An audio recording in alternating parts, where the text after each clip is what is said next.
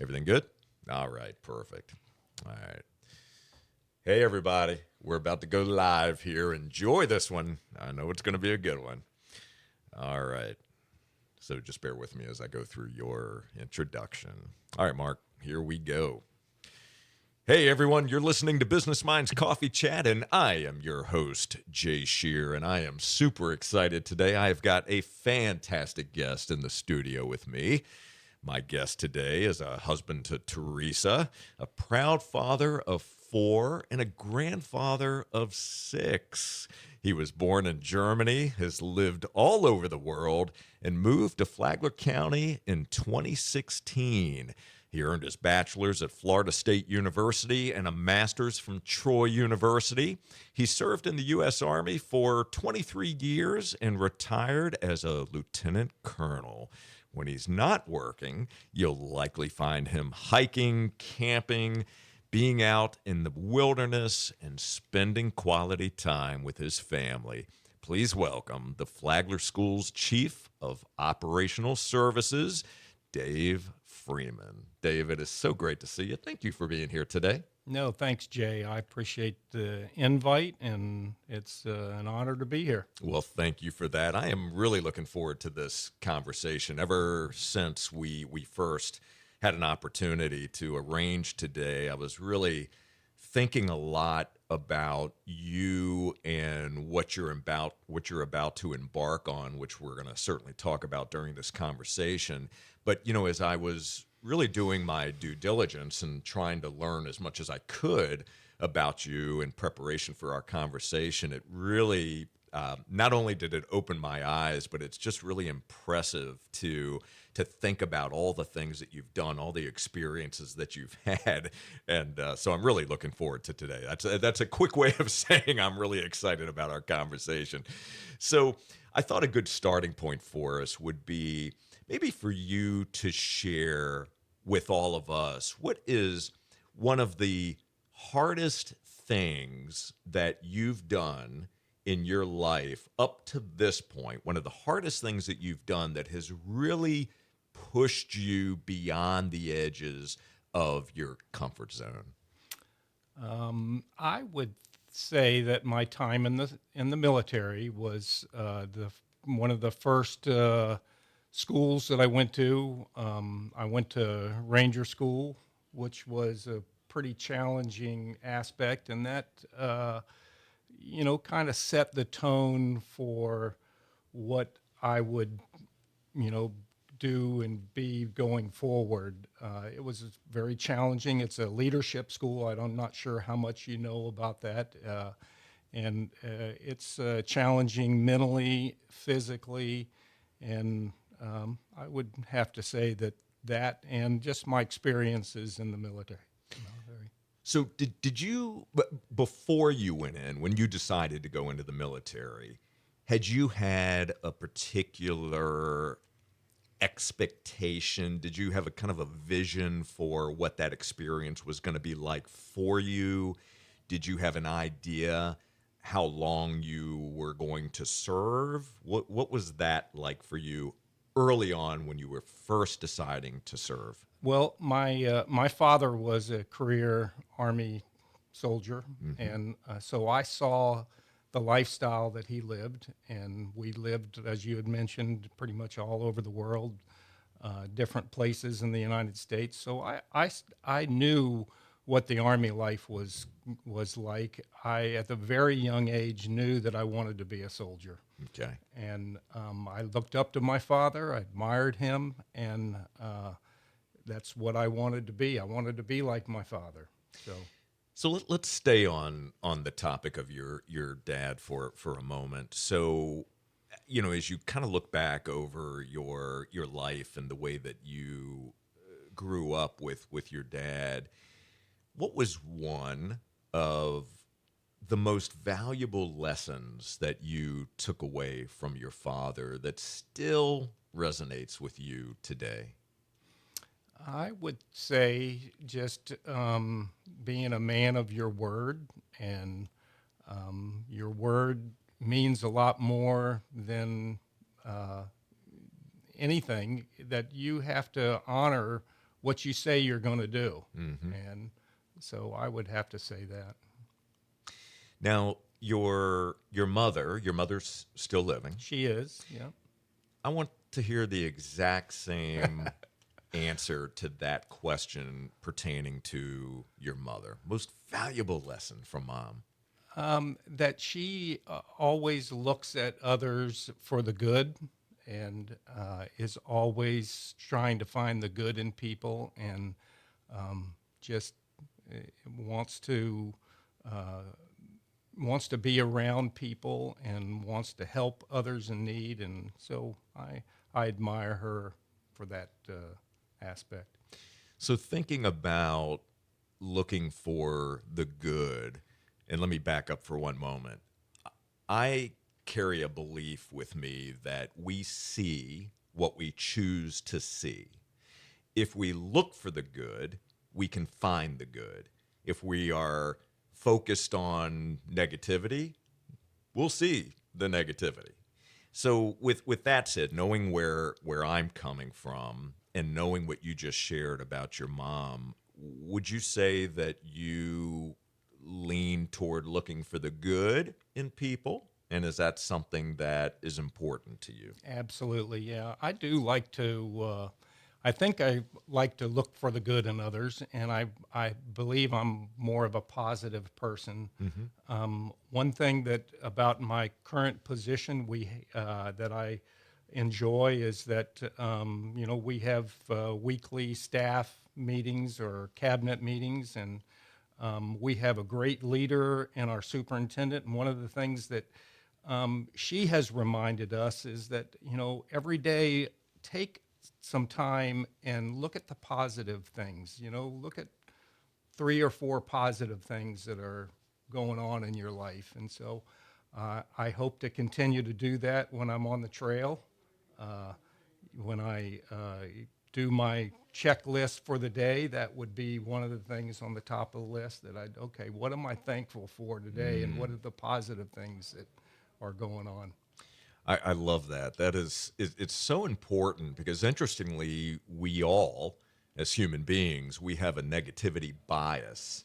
And we really do have to work very hard to maintain a positive mindset. And to the point that you just made, doing the work every day, right? Reminding ourselves, looking for those things to be grateful for, looking for those things around our community that truly are positives, that Right. are a gift. Because when we think about it, when we remind ourselves, when we're intentional about it, it makes a big difference in how we interact with others, the things that we think about, our ability to show up as a strong leader, and so forth. So, since you brought up leadership, and obviously you've spent a career and are still in a career as a leader, help me understand what leadership means to you when you think about not only yourself as a leader, but leaders who you see around you.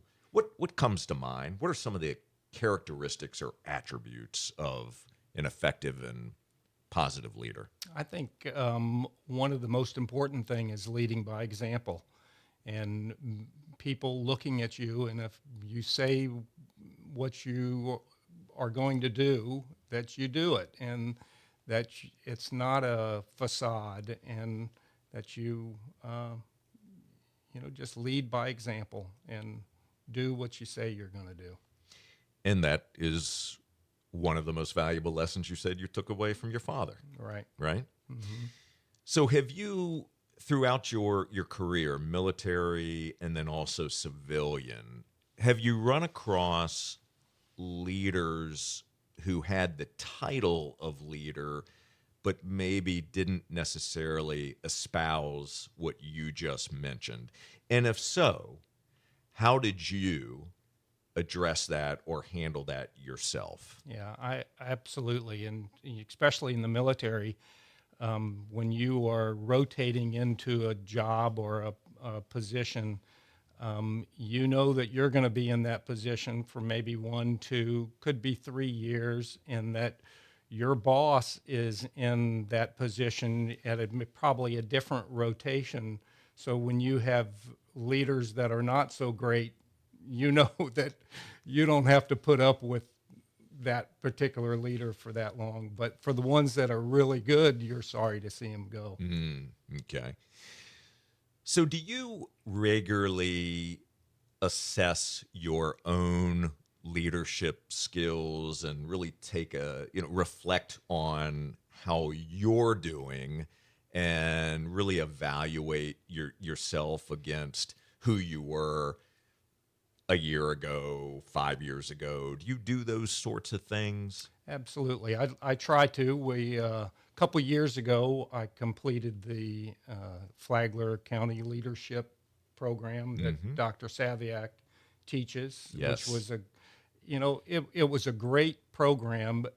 Most of the stuff that he taught, I had heard before, Mm-hmm. but it's good to go back and hear it again because it reminds you, yep, I should be doing that. Or I need to continue to do that. And then in my position as the chief of operations, I lead 4 other directors in the district, and we have been doing leadership studies, book studies. We try to do at least one, maybe two a year. Mm-hmm. And a couple of the books that we've done, we rotate. Who has the responsibility for teaching a chapter or discussing a chapter, and we do it's more like a lunch and learn, and we talk about how we can all be better leaders. So, yeah. That's outstanding. So, can I put you on the spot here for a moment? Okay. Okay, so as you do some self reflection and as you're going through these books and kind of reinforcing important messages, what is an area that you have identified within yourself that you're working on today? An area that you feel is something that you can do to improve yourself and continue to grow and improve? What would be one thing that you're focused on? I would say I am not much of a extrovert. I'm more reserved and internal. So Mm-hmm. I have to get out of my comfort zone and be and look for those things in other people that they're doing well and that we need to praise them about. And so I would say just looking at for those things in others that I can enhance them. Very good. Well, thank you for sharing that. Yeah. So, tell us a little bit about Teresa. How did the two of you meet? We met in high school. We were going to high school, Lyman High School over in Longwood, and we had a humanities class together. Had an absolutely great teacher, Miss Bongioni. We remember her. She was a humanities teacher that would teach us about art and culture, and we would have these huge slide decks of art that she would go through, and you'd have to memorize all the art. And so one of our projects was a, a Chinese feast that we had to pair up with somebody, and I happened to pair up with my future wife Teresa, and knew that she was someone special, and that I wanted to continue to have a friendship with. I went away to college, and she went to FSU, the same place, and so we kind of reconnected there, and I really fell in love with her there. And then I went in the Army. She was dating somebody else, and wrote her a long letter and didn't hear much back from her until I moved closer about a year or two later, and then we connected, and it was happened like that. Beautiful. Now, that letter, was that a letter from your heart Absolutely. expressing how you felt about her? Absolutely, yeah. Oh, that is so good. That is so good. So, give us two or three words that you would use to describe Teresa. I would say she's a woman of God. Hmm. She teaches at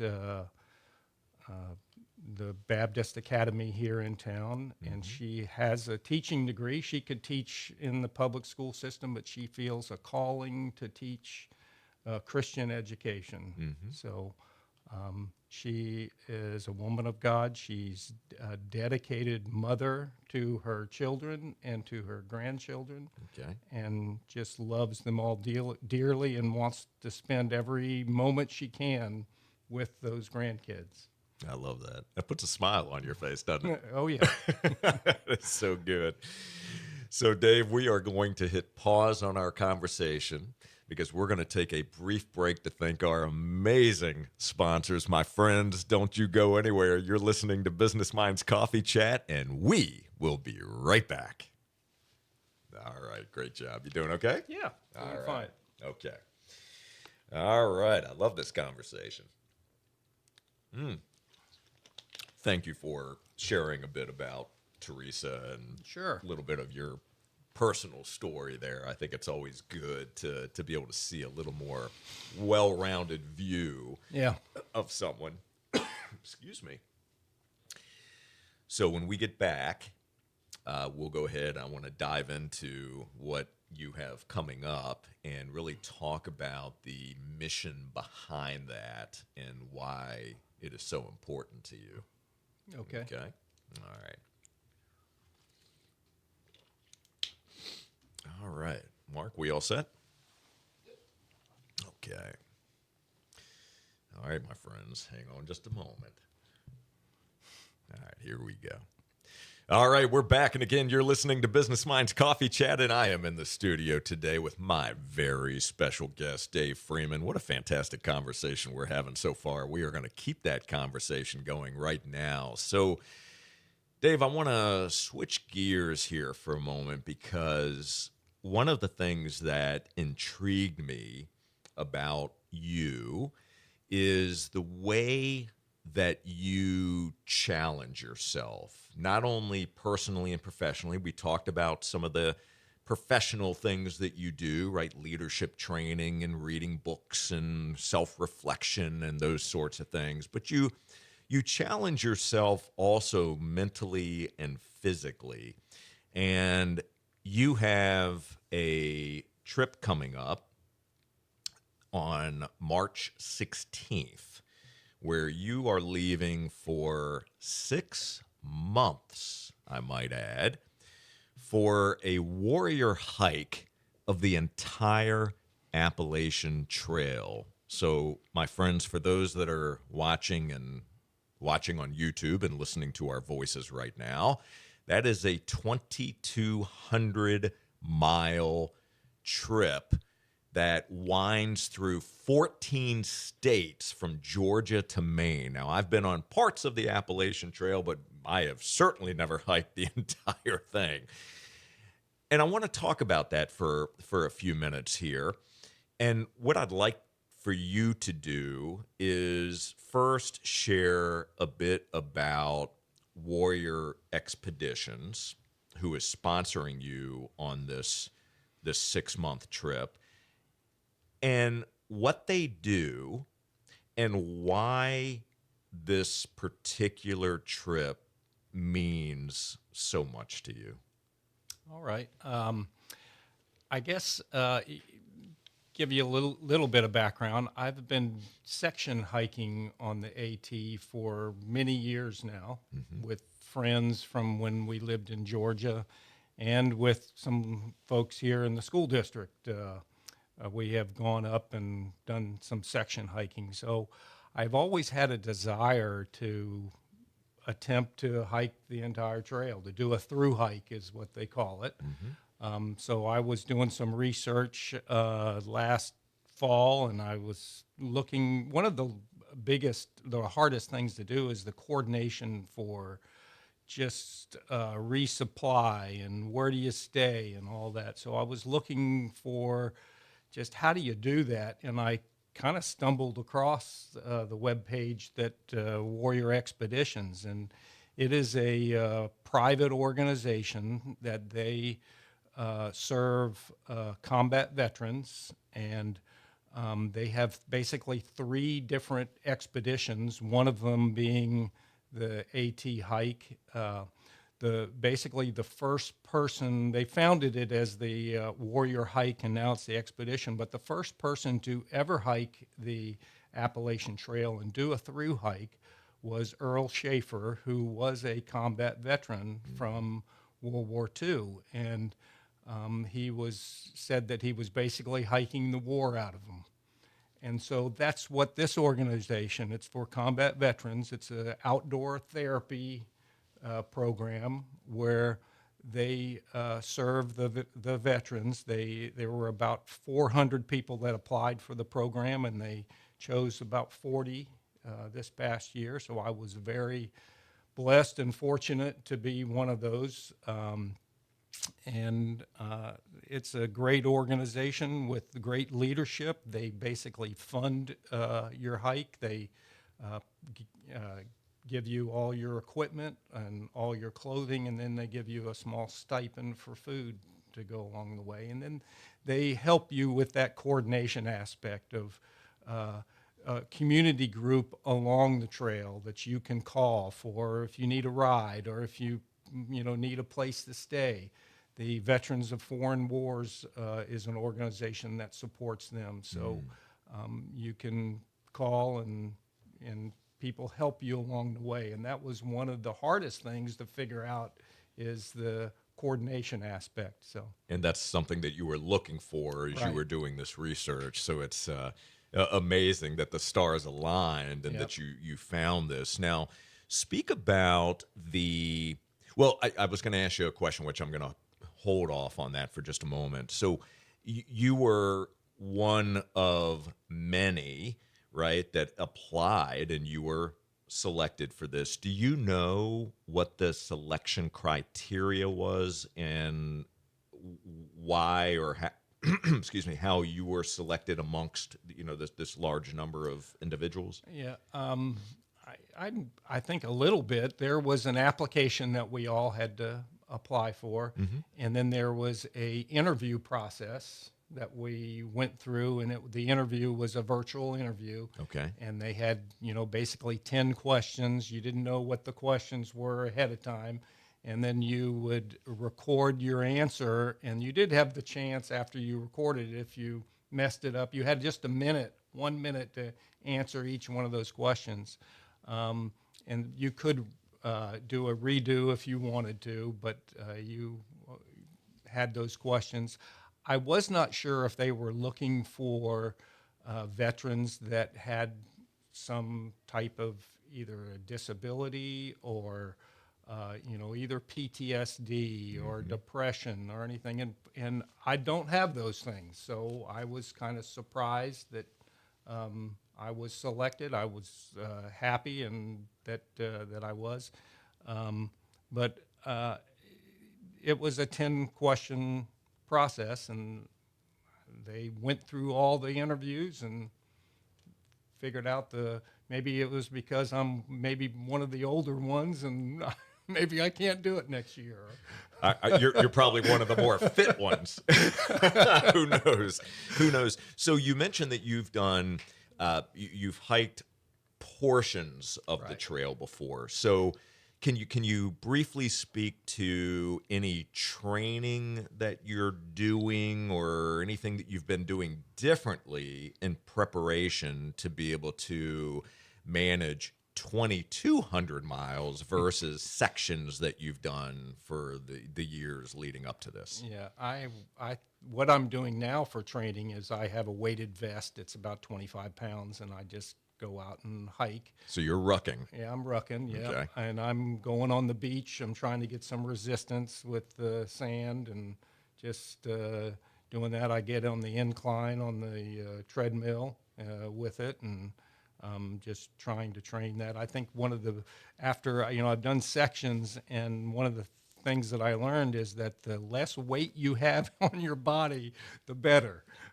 So I'm trying to eat better right now so I can keep my weight down and just being able to get out.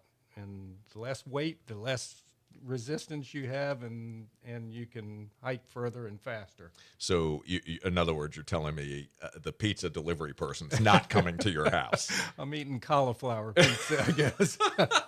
That's great. Well, that's good. So, just briefly speak about the mental side of this, the mental training. I mean, you're going to be gone for 6 months, and obviously there's a physical aspect of that, but speak to the mental piece. And is there anything in particular that you're either doing differently or that you're doing to set yourself up for the road ahead? Yeah, I've been doing a lot of reading, and there's all kinds of YouTubes and articles that you can look at. I think the mental side, I'm treating it similar to a deployment. One of my last assignments in the military, I did a deployment to Iraq for a little over a year, and you have to get all your personal life in order, make sure that everything is taken care of for your family. So I'm doing that. I'm helping, my mother lives down the street, so I'm helping making sure her affairs are in order, and then my wife's. So mentally getting all that taken care of. One of the hardest things I think that I will have to deal with is, somebody asked me the other day, "What are you afraid of?" or "What are you concerned about?" I says, "Probably the weather." Living outside takes a toll on you. Especially when it's raining and it's cold, and constantly being outside and never really getting really warm enough. And so that's one of the things that I'm trying to prepare myself mentally for. Very interesting. So I'm going to ask you right now to please come back and join me on this show when you are back. You expect to be completed by September. And when you're done and you've spent some time with your family and regrouping, I would love for you to come back on the show and let's talk about the experience that you had and how it changed you and the impact that it's had on your life over that 6 month period, because I have a feeling that you are going to come back a very different person than the person who is leaving here in a couple of weeks in some regard. So I'd love to talk about that. And Dave, as we are wrapping up, I would love it if you would give all of us, including me, one challenge. What would you challenge all of us to do starting today? I would say probably just to get out of your comfort zone and be willing to do something that that you have dreamed about or that you have always wanted to do, and to just make it happen. I love that. Just make it happen. All right, Dave Freeman, I want to thank you so very much for joining me today on Business Minds Coffee Chat. What a great conversation. I really appreciate you just being candid, sharing of yourself, and helping us better understand what you're doing, why it's important to you. And we wish you all the best and look forward to seeing you when you come back in September. I'm grateful for you. Thank you. No, thank you, Jay. I appreciate the opportunity to share with you. Absolutely. And for all of you, I want to thank you so very much for tuning into Business Minds Coffee Chat. We will be back next Saturday morning at 8:30. And until then, my friends, keep learning and growing and keep doing the work to reach your potential. Take care, everyone.